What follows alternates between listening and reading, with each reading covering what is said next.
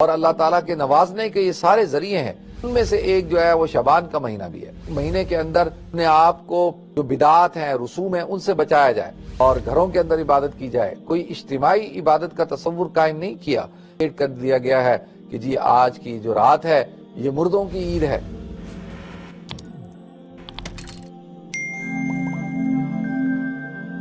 محترم ناظرین کرام، بزرگان دین اور میری عزیز ماؤں اور بہنوں بھائیوں، السلام علیکم ورحمۃ اللہ وبرکاتہ۔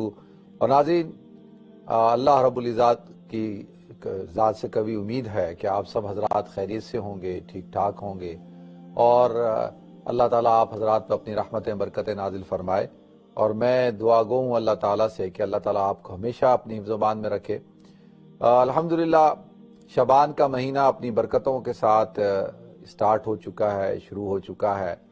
حضور اکرم صلی اللہ علیہ وسلم شعبان کے مہینے کی سٹارٹنگ میں دعا مانگا کرتے تھے، اللہم بارک لنا فی شعبان وبلغنا الی رمضان، کہ اللہ تو ہمیں برکت عطا فرما شعبان کے مہینے کی، اور وبلغنا الی رمضان، اور رمضان کے مہینے تک پہنچا۔ تو ناظرین، شعبان کا مہینہ بڑا ہی بابرکت اور مبارک مہینہ ہے۔ یہ استقبال رمضان کا مہینہ ہے۔ رمضان کے مہینے کی اہمیت آپ حضرات کے علم میں ہے کہ اللہ رب العزت نے رمضان کو شہر اللہ قرار دیا ہے، شہر الصیام ہے، اور اس کے اندر اللہ رب العزت نے رمضان کے روزوں کی عبادت کو فرض فرمایا ہے۔ تو رمضان کا مہینہ بابرکت مہینہ، رحمتوں کا مہینہ، تو جتنی اس کی اہمیت ہے اس کے لیے ایک اس سے پہلے والا مہینہ ہے، اس کی اہمیت کی وجہ سے اس مہینے کی اہمیت بھی بڑھ جاتی ہے۔ اللہ کے رسول صلی اللہ علیہ وسلم نے ارشاد فرمایا کہ شعبان کا مہینہ رجب اور رمضان کے درمیان کا مہینہ ہے، کیونکہ رجب کا مہینہ حرمت والا مہینہ ہے۔ عام طور پر جو عرب تھے، سرزمین حجاز کے رہنے والے لوگ، وہ رجب کے مہینے کے اندر سفر کیا کرتے تھے، عمرہ کیا کرتے تھے۔ تو لہذا اس بنا پر جو شعبان کا مہینہ ہے اس کی اہمیت ان کے نزدیک کم ہو جاتی تھی، اور باقی ذی القعدہ، ذی الحجہ اور محرم جو حج کے مہینے تھے ان کی اہمیت ان کے نزدیک زیادہ تھی۔ اور جب اسلام آیا تو حضور اکرم صلی اللہ علیہ وسلم نے جب رمضان کی اہمیت کو بیان کیا، اور رمضان کی جو خصوصیت ہے وہ اس کو، اس مہینے کو جو خصوصیت ملی ہے وہ حضور اکرم صلی اللہ علیہ وسلم کی بعثت کے بعد ملی۔ بعثت سے پہلے، یعنی نبی کریم صلی اللہ علیہ وسلم کی رسالت سے پہلے، اسلام سے پہلے، رمضان کے مہینے کو اتنی کوئی خاص اہمیت نہیں دیتے تھے اہل عرب۔ وہ صرف رجب کو اور اسی طرح ذی القعدہ اور ذی الحجہ اور محرم کے مہینے کو اہمیت دیتے تھے، اور یہی 4 مہینے ان کے نزدیک حرمت والے تھے۔ تو لہذا جب اسلام آیا اور حضور اکرم صلی اللہ علیہ وسلم کو جب بعثت ملی، نزول قرآن ہوا اور رمضان کے روزوں کو فرض کیا گیا، تو ان 3 چیزوں کی وجہ سے رمضان کا جو مہینہ ہے اس کی اہمیت بڑھ گئی، کیونکہ اس مہینے میں روزے رکھے جاتے ہیں جو کہ فرض ہیں، اور اس مہینے میں شہر رمضان الذی انزل فیہ القرآن، کہ یہ وہ مہینہ ہے جس مہینے میں قرآن نازل ہوا، اور اسی مہینے میں حضور اکرم صلی اللہ علیہ وسلم کو بعثت عطا کی گئی، نبوت عطا کی گئی۔ تو یہ وجوہات بنی رمضان کی خصوصیات کی، اسی لیے پھر تمام مہینوں میں سب سے افضل مہینہ جو ہے وہ رمضان المبارک کا مہینہ ہو گیا۔ تو وہی چیز ان کے دماغوں میں چلی آ رہی تھی، اس وجہ سے جو شعبان کا مہینہ ہے اس کے اندر جو ہے وہ ان کو کوئی اتنی دلچسپی نہیں تھی، رمضان سے بھی کوئی دلچسپی نہیں تھی۔ تو اور لہذا ایک اور وجہ یہ تھی کہ زیادہ تر لوگوں کا دھیان اور توجہ جو ہے رمضان المبارک کے مہینے کی طرف ہوتی تھی، اور رمضان کے مہینے کی وجہ سے اور سارا فوکس اس کی طرف ہونے کی وجہ سے شعبان کا جو مہینہ ہے اس کے اندر لوگ جو ہے وہ غفلت کا شکار ہو جاتے تھے۔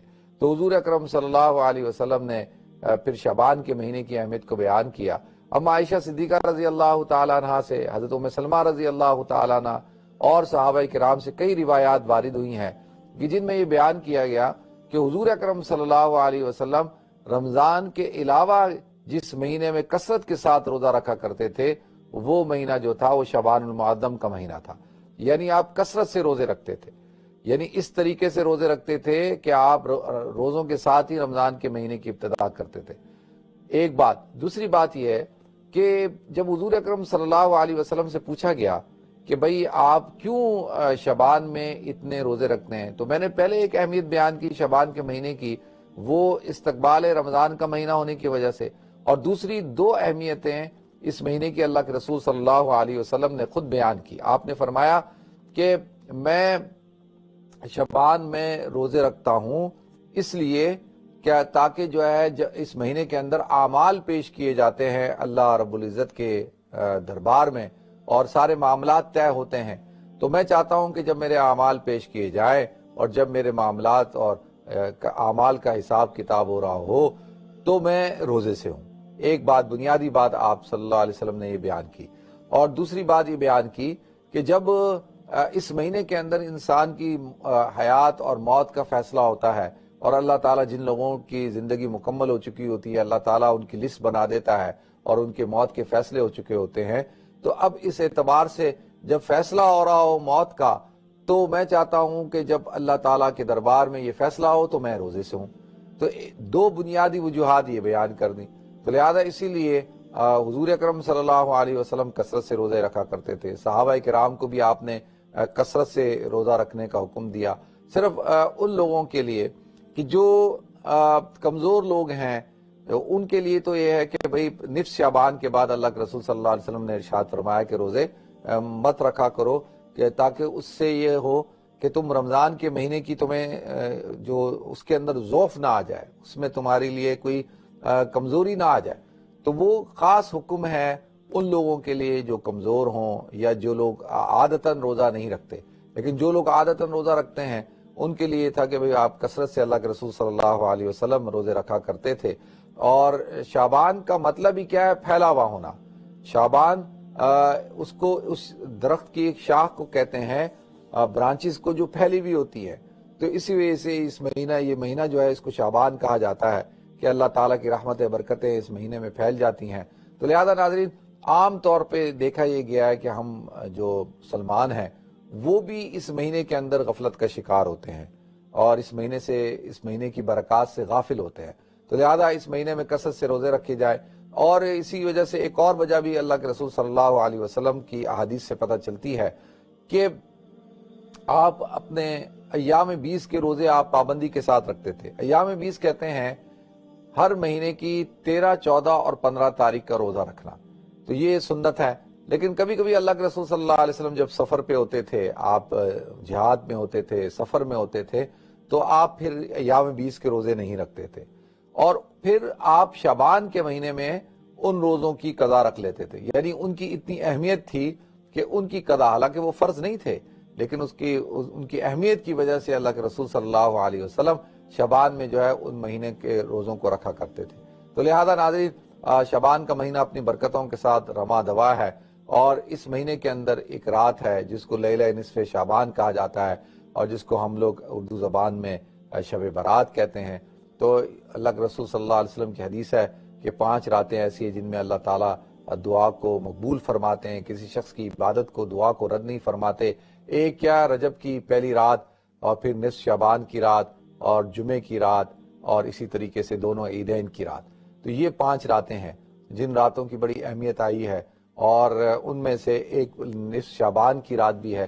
تو لہذا وہ بھی اس مہینے کے اندر ہے ناظرین، تو اس کا بھی اہتمام کیا جائے اور عبادات کا اہتمام کیا جائے اور کثرت کے ساتھ نوافل پڑھی جائے۔ عام لوگ سوال پوچھتے ہیں کہ بھئی اس رات کی کوئی خاص عبادت ہوتی ہے، اور مختلف قسم کے طریقے رائج ہیں، حالانکہ ایسا کوئی طریقہ احادیث سے ثابت نہیں ہے۔ جیسے مثال کے طور پہ 2 رکعت نماز پڑھنا، اور کہا کہ جی اس رات میں جو آدمی 2 رکعت نماز پڑھتا ہے اپنی قضا نمازوں کی نیت کرتے ہوئے، تو اس کی ساری قضا نمازیں ادا ہو جاتی ہیں، تو یہ بات ٹھیک نہیں ہے۔ اسی طریقے سے ایک مخصوص طریقے کے ساتھ نماز پڑھنے کا جو طریقہ کار رائج ہے وہ بھی احادیث سے ثابت نہیں۔ اسی طرح سے صلاۃ التسبیح کی جماعت کی نماز پڑھنا اور اس طریقے سے خاص طور پہ جماعت کروانا، یہ بھی احادیث سے ثابت نہیں۔ تو لہذا عبادت کی جائے، انفرادی طور پر کی جائے اور اپنے طور پر کی جائے، اور روزے رکھے جائیں۔ اور عبادت کیا ہے ناظرین؟ عبادت نوافل کا پڑھنا، ذکر اذکار کا کرنا، قرآن پاک کی تلاوت کا کرنا، اسی طریقے سے جو ہے وہ غریبوں کو کھانا کھلانا اور صدقہ کرنا، یہ ساری چیزیں عبادت میں آتی ہیں نا، اور خدمت کرنا، یہ سب چیزیں عبادت میں شامل ہیں۔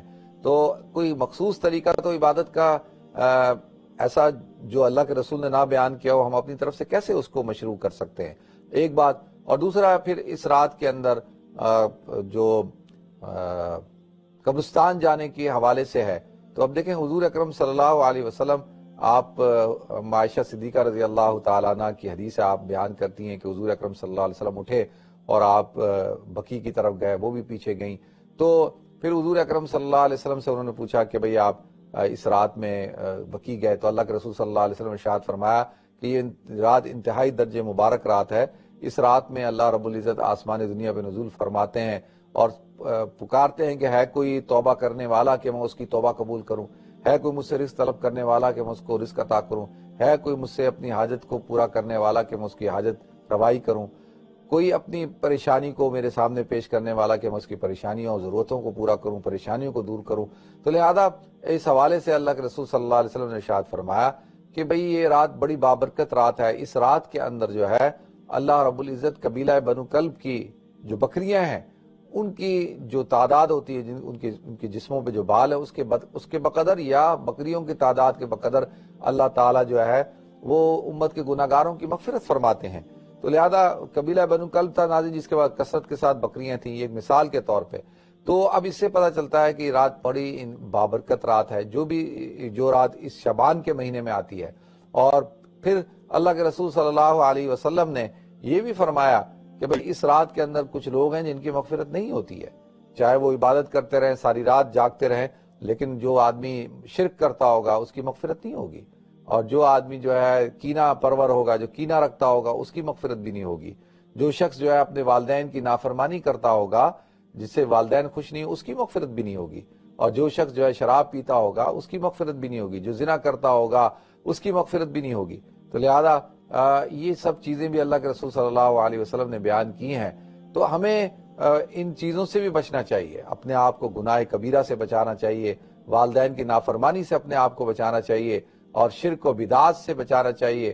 اسی طریقے سے جو اور بڑے بڑے گناہ کبیرہ ہیں، خاص طور پر شراب کا پینا اور جوا کھیلنا، زنا کا کرنا، اور اسی طریقے سے جو ہے وہ اور جو غلط کام ہے، دل کے اندر جو ہے بغض رکھنا، کینہ رکھنا کسی مسلمان کا، تو یہ سب چیزیں بھی ہیں، اس کی وجہ سے بھی انسان کی جو ہے وہ مغفرت نہیں ہوگی. تو لہذا آپ چاہے جتنی عبادت کر لیں، تو ایک تو اصلاحی پہلو بھی ہے کہ بھئی انسان اپنی اصلاح بھی کر لے، اور انسان جو ہے اپنا تزکیہ بھی کر لے، اس کے اندر جو بیماریاں ہیں، جو روحانی بیماریاں ہیں ان کا بھی علاج کر لے، اور کم سے کم جو ہے وہ رمضان سے پہلے جو ہے اپنے آپ کو تیار کر لے. شعبان کا مہینہ گویا کہ رمضان کے لیے ایسا ہوتا ہے ناظرین، جیسا کہ ہم فرض نماز پڑھنے سے پہلے جو ہے وہ سنتیں پڑھتے ہیں، نوافل پڑھتے ہیں. کیوں؟ اس لیے کہ فرض نماز سے پہلے سنتیں پڑھنے سے انسان دکان پہ بیٹھا ہوا تھا، کاروبار کر رہا تھا، جاب پہ تھا، کھیتی باڑی کر رہا تھا، گھر والوں کے ساتھ بیٹھا تھا، دوست احباب کے ساتھ بیٹھا تھا، اور کوئی کام کر رہا تھا. اب وہ ڈائریکٹ جا کے فرض پڑھتا ہے تو فرض میں اس کا دھیان دکان کی طرف ہے، کاروبار کی طرف ہے، کھیتی باڑی کی طرف ہے، فیملی کی طرف ہے، اور دوست احباب کی طرف اور چیزوں کی طرف ہے. تو فوراً یکسوئیت حاصل نہیں ہوتی، اس کو خشوع اور خضوع حاصل نہیں ہوتا، اور اس کی توجہ اور پوری کنسنٹریشن نماز میں نہیں ہوتی. تو اس لیے کہا گیا کہ بھئی اچھی طرح سے وضو کرو، اور وضو کرنے کے بعد کہا گیا کہ بھئی پہلے جو ہے وہ سنتوں کو پڑھو، نوافل کو پڑھو، تاکہ جب تم فرض پڑھو تو فرض میں تمہارا دھیان مکمل توجہ تمہاری کس کی طرف ہو؟ اللہ کی طرف ہو، نماز کی طرف ہو. تو وہ جو بے دھیانی کی جو حالت ہے، حالانکہ نفل اور سنتوں میں بھی بے دھیانی نہیں ہونی چاہیے، اس میں بھی توجہ اور پوری یکسوئیت جو ہے اللہ کی طرف ہونی چاہیے، لیکن انسان فطری طور پہ ہے نا کہ کسی ایک ماحول کے اندر وہ فوراً ایڈجسٹ نہیں ہوتا. تو اس لیے کہا گیا کہ بھئی پہلے سنتیں پڑھ لو، نفل پڑھ لو، جب فرض پڑھو تو فرض جو ہے وہ مکمل دھیان اور توجہ کے ساتھ پڑھو. تو اسی طریقے سے رمضان مبارک کے روزے ہیں وہ فرض ہیں، تو کہا کہ رمضان سے پہلے جو ہے آپ روزے رکھنا شروع کر دو، تھوڑی پریکٹس ہو جائے گی. پریکٹس ہو گئی، اور جو ہے اسی طرح سے رمضان کی تیاری شروع ہو گئی، نماز کی پابندی شروع ہو گئی، اور ذکر اذکار، قرآن کی تلاوت، یہ سب چیزیں اسی طریقے سے جو ہے یہ ساری چیزیں کرنے کے بعد پھر انسان جو ہے وہ کیا ہے، پھر کامل اللہ رب العزت کی طرف جو ہے وہ جب رمضان کا مہینہ آئے تو کامل طور پر اس کی طرف متوجہ ہو جائے. تو لہذا ناظرین یہ اللہ رب العزت کا احسان ہے ہم پر کہ اللہ تعالیٰ نے ہماری مغفرت کے اسباب کو پیدا فرمایا. اللہ تعالیٰ نے جو ہے وہ کچھ ایام ایسے رکھ دیے، کچھ راتیں ایسی رکھ دیں، اللہ رب العزت نے کچھ دن ایسے رکھ دیے، کچھ مہینے ایسے رکھ دیے، تو اس کی وجہ سے کیا ہوتا ہے کہ انسان عبادات کی طرف متوجہ ہو جاتا ہے. انسان فطرتاً جو ہے سست ہے، غافل ہے، اور اس کی توجہ نہیں ہوتی، اور وہ گناہگار بھی ہے. کلکم خطاؤن، ہم سب خطا کار ہیں. تو اب کیا ہے، جیسے جمعے کا دن آتا ہے تو کتنے گناہگار آدمی کیوں نہ ہو ناظرین، تو وہ اس کے دل میں تھوڑا سا بھی ایمان ہوتا ہے تو جمعے کے دن وہ غسل کرے گا اور جو ہے جمعے کی نماز پڑھنے چلا جائے گا. کتنے ایسے لوگ ہیں جو 5 وقت کی نماز نہیں پڑھتے، لیکن جمعہ جو ہے، جمعے کی نماز وہ پابندی کے ساتھ مسجد میں جا کے پڑھتے ہیں. اب دیکھیں یہ اللہ کا فضل ہے کہ اللہ تعالیٰ نے جمعے کی نماز مشروع کی ہے، اور جمعے کی نماز جو ہے اس کی اہمیت کو بیان کیا، اس کی فضیلت کو بیان کیا. اس کی وجہ سے آپ دیکھیں کہ جمعہ پڑھنے والوں کی تعداد جو ہے وہ بہت زیادہ ہے، یعنی وہ کثیر تعداد میں لوگ ہوتے ہیں. اکثریت جو ہے وہ جمعے کی نماز پڑھتی ہے. تو یہ اللہ کا فضل ہی ہے نا. اگر جمعے کی نماز نہ ہوتی تو آپ مجھے بتائیں تو انسان تو جو ہے وہ سارا سال مسجد میں نہیں داخل ہوتا، وہ جماعت سے نماز ہی نہیں پڑھتا، وہ مسجد کا طرف رخ ہی نہیں کرتا. تو لہذا کم سے کم یہ چیز تو اللہ کا شکر ادا کرنے کے لیے کافی ہے کہ اللہ نے جمعے کی نماز کو مشروع کیا.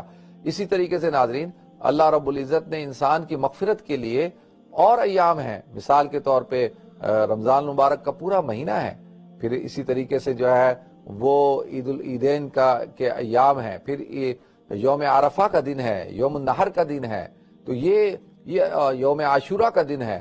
یہ سارے ایام ہیں. اسی طریقے سے راتیں ہیں. اللہ تعالیٰ نے جو ہے وہ رمضان کی راتیں رکھی ہیں، پھر رمضان المبارک کے آخری عشرے کی راتیں ہیں، آخری عشرے میں پھر طاق راتیں ہیں. تو یہ ساری راتیں ہیں. پھر جمعے کی رات ہے جس کو ہم وہ بھی بڑی فضیلت والی ہے. پھر عیدین کی راتیں ہیں، پھر لیلۃ نصف شعبان کی رات ہے، شب معراج کی رات ہے. اسی طریقے سے جو ہے وہ رجب کی مہینے کی پہلی رات ہے. تو یہ اللہ تعالیٰ کا فضل ہو گیا. اللہ تعالیٰ نے یہ ایام رکھے، اللہ تعالیٰ نے یہ راتیں رکھی ہیں. پھر اللہ تعالیٰ نے ناظرین کچھ دن کے اندر بھی کچھ ایسی ساتھ رکھی ہیں کہ جن کے اندر اللہ تعالیٰ نے برکتیں رکھی ہیں. مثال کے طور پہ رات کے وقت میں تہجد کا وقت جو ہے وہ بڑا بابرکت وقت ہے. اللہ تعالیٰ نے اس کے اندر برکت رکھی ہے. ان فی السحور لبرکۃ، سحر کے وقت کے اندر برکت ہے، وہ اللہ سے قرب حاصل کرنے کا ذریعہ ہے.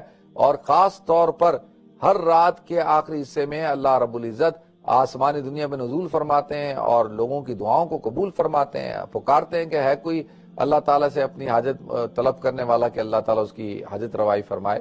تو لہذا اب وہ وقت خاص وقت ہے.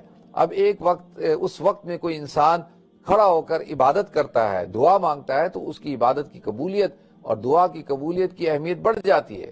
اس کی چانسز زیادہ ہو جاتے ہیں کہ یہ دعا قبول ہوگی کیونکہ ایسے وقت میں مانگی گئی ہے.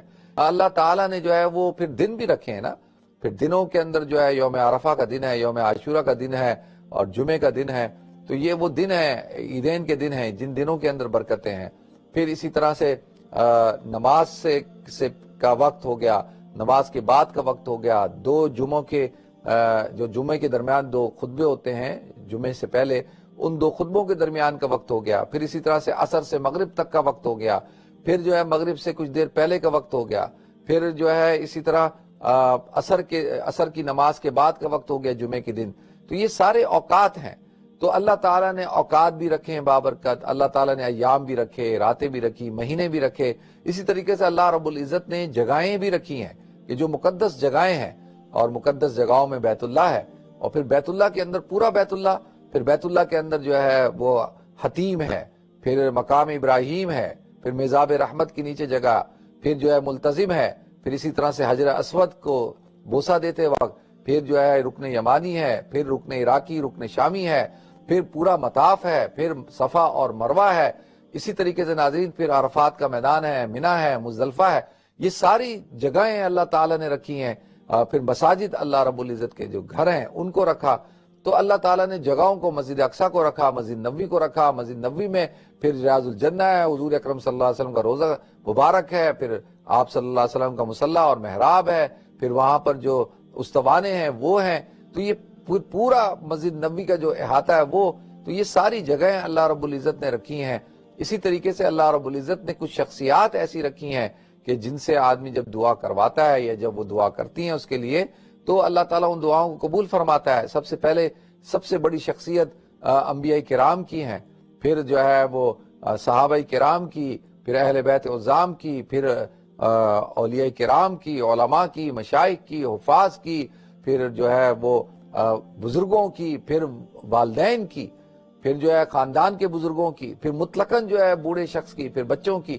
تو یہ سارے دیکھیں اللہ تعالیٰ نے ان شخصیات کو رکھا ہے. تو اب یہ شخصیات جب کسی کے لیے دعا کرتی ہیں تو یہ اللہ رب العزت کا فضل و احسان ہے کہ اللہ تعالیٰ نے انسان کی مغفرت کے لیے اللہ تعالیٰ نے کتنے اسباب اور کتنے دروازے اور کتنے وسائل و ذرائع رکھے ہیں، اور اللہ تعالیٰ کے نوازنے کے یہ سارے ذریعے ہیں. تو ان میں سے ایک جو ہے وہ شعبان کا مہینہ بھی ہے.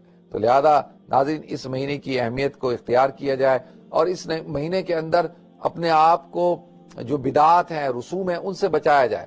جیسے ہندوستان پاکستان کے اندر چراغاں کرنا اور پٹاخے پھوڑنا، پھر حلوے پکانا، پھر اسی طریقے سے جو ہے وہ اور غلط قسم کی جو رسوم اور رواج ہے ان رسوم اور رواج کو اپنانا. تو یہ دیکھیں حضور اکرم صلی اللہ علیہ وسلم آپ قبرستان گئے تو یہ حضور کا ثابت ہے قبرستان جانا، اور اس سے پتہ چلتا ہے کہ جانا چاہیے. لیکن حضور اکرم صلی اللہ علیہ وسلم خاموشی کے ساتھ گئے تھے، شور شرابہ کر کے نہیں گئے. اما عائشہ کو تو جگا کے تو نہیں گئے، اما عائشہ نے جب دیکھا حضور نہیں ہے تو وہ ان کے پیچھے گئیں. تو اس سے تو یہ بات پتہ چلتی ہے کہ خاموشی کے ساتھ جانا اور عبادات کا کرنا. حضور نے فرمایا کہ اپنے گھروں کے اندر عبادت کا اہتمام کرو اور ان کو قبرستان مت بناؤ، کیونکہ قبرستان ایسی جگہ ہے جہاں پر عبادت نہیں کی جاتی، اور گھروں کے اندر عبادت کی جائے. کوئی اجتماعی عبادت کا تصور قائم نہیں کیا. اسی طریقے سے اب دیکھتے ہیں ہم کہ جو ہے وہ قبرستانوں میں چراغاں ہو رہا ہے، اور بڑی بڑی جو ہے وہ اسکرینیں لگائی جا رہی ہیں، اور وہاں پہ جو ہے وہ روشنیوں کا نظام کیا جا رہا ہے، اور آپ عجیب سا ایک سما ہوتا ہے اور ایسا لگ رہا ہے جیسے میلہ ہے، اور ایک کانسیپٹ کریٹ کر دیا گیا ہے کہ جی آج کی جو رات ہے یہ مردوں کی عید ہے. تو لہذا اب دیکھیں یہ جو تصور ہے، یہ تصور اس کا کوئی قرآن اور سنت سے کوئی یعنی کوئی ثابت شدہ کوئی تصور نہیں ہے، یہ لوگوں کا اپنا بنایا ہوا ہے. تو لہذا ان چیزوں سے ہمیں اپنے آپ کو بچانا ہوگا. اور کہتے ہیں نا کہ امت جو ہے وہ خرافات کے اندر، رسوم رواج اور بدعت کے اندر اپنے آپ کو اس نے لگا دیا. اصل چیز ہے کیا ہے؟ کتاب اللہ اور سنت رسول اور صحابہ کرام کا عمل. دیکھیں صحابہ حضور اکرم صلی اللہ علیہ وسلم گئے جنت البقیع، تو کیا صحابہ کرام بھی ہر 15 شعبان کی رات کو جاتے تھے؟ کیا حضور بھی ہر رات کو گئے یا صرف ایک ہی رات گئے؟ تو علماء نے فرمایا کہ بھئی آپ ایک رات زندگی میں 1-2 راتوں میں چلے جائیں تو آپ اس سنت کو پر عمل کر لیتے ہیں. تو آپ ہر رات میں تو نہیں جاتے تھے، یعنی ہر 15 شعبان کی رات کو نہیں جاتے تھے. اسی طریقے سے آپ بتائیں کہ کوئی صحابہ کرام نے اس عمل کو پکڑا ہو اور صحابہ کرام پابندی کے ساتھ جاتے ہوں. تو لہذا جیسے علماء نے فرمایا کہ بھئی ایک زندگی میں 1 رات 2 راتوں میں آپ چلے گئے تو یہ سنت پر عمل ہو گیا، اور بالکل آپ اس سنت پر عمل کر لیں. اور وہ بھی کس وجہ سے کہ قبرستان جانے کا مقصد کیا ہے؟ قبرستان جانے کا مقصد یہ ہے کہ آدمی اپنی قبر آخرت کی تیاری کرے، اپنی جو ہے وہ اس کو یاد دہانی ہو کہ اس نے بھی قبر میں آنا ہے. یہ قبر آخرت کی منازل میں سے پہلی منزل ہے. تو لہذا یہ تو عبرت کی جگہ ہے، اور عبرت کے لیے قبرستان جانا چاہیے، نہ کہ کوئی میلہ ٹھیلا ہو وہاں پہ اور کوئی شغل میلہ لگایا جائے. اس کے لیے نہیں ہے. قبرستان کوئی گپ شپ مارنے کی جگہ نہیں ہے، قبرستان کوئی محفلیں کرنے کی جگہ نہیں ہے، قبرستان کوئی عبادت کرنے کی جگہ نہیں ہے. تو وہاں آپ جائیں، آپ فاتحہ پڑھیں، آپ دعا کریں، آپ ذکر اذکار کریں، اور اپنی مغفرت کے لیے، اپنے عزیز و قارب کی، والدین کی اور بزرگوں کی مغفرت کے لیے جائیں، اور ساتھ ساتھ اپنی عبرت حاصل کرنے کے لیے بھی جائیں کہ بھئی ہم نے بھی ایک دن مر جانا ہے، تاکہ ہم اس قبر کی تیاری کریں. تو اللہ تعالیٰ مجھے بھی توفیق عطا فرمائے، آپ سب حضرات کو توفیق عطا فرمائے.